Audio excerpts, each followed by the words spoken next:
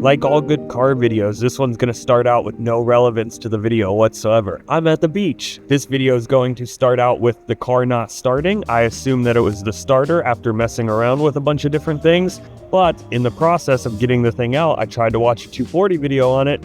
Nobody had a good video, so here's a better video. How to remove a starter in a 240 SX. When I go to start it, all I get is nice little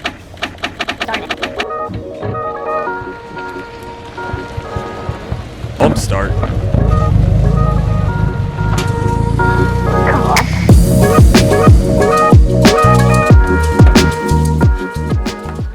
Nice. There are two bolts to take off when you are replacing your starter. One is extremely visible and the other one is kind of hidden. This is the first one right here, easily visible. The second one is least visible and it's up behind your clutch fork. That's the one right there. Then disconnect this plug, disconnect the ground. The reason why nobody shows you the bolts when they make these how to remove a starter video is because there's no room down here, so I hope that helps. So we got it out. Two things I would recommend. I would recommend, sorry, there's a pretty lady, I got nervous. I would recommend taking the ground off before you take the bolts off if you can, just because I think that'll help. Also remove this little clip. Thank you. Once you have your starter out, you can take it over to O'Reilly's and they'll test it and tell you that it's just fine, so then you have to go put it back on. It was a loose ground.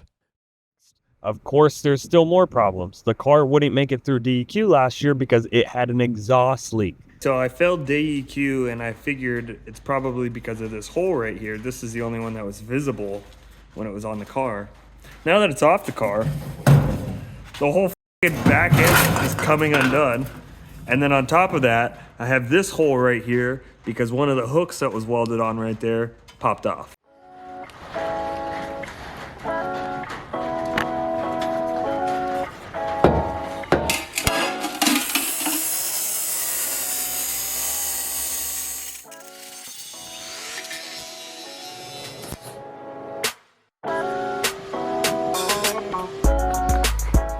Once we got the muffler back onto the car and I got it through DEQ, I started fixing other things that bother me about the car, like not painting the door jambs when we painted the car the first time.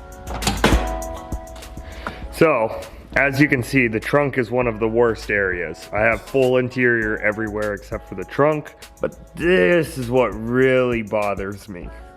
We're gonna try and paint all of the red spots that are left over on the car. I think we're starting with the trunk today because I think this is gonna be a good amount of work. The engine bay, same thing. Still red. Door jambs, still red.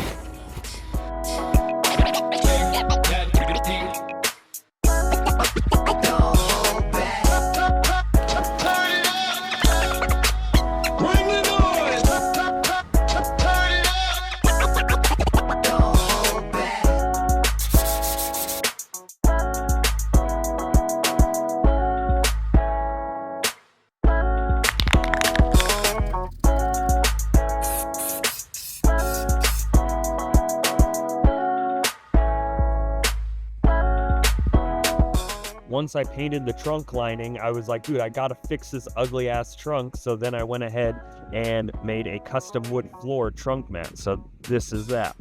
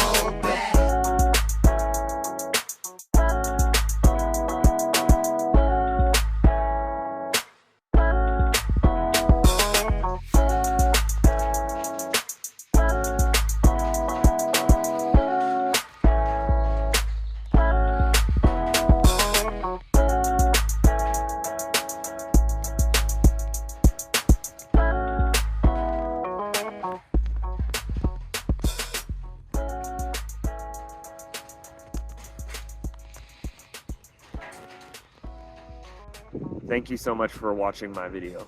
I hope you have a good day. Bye-bye.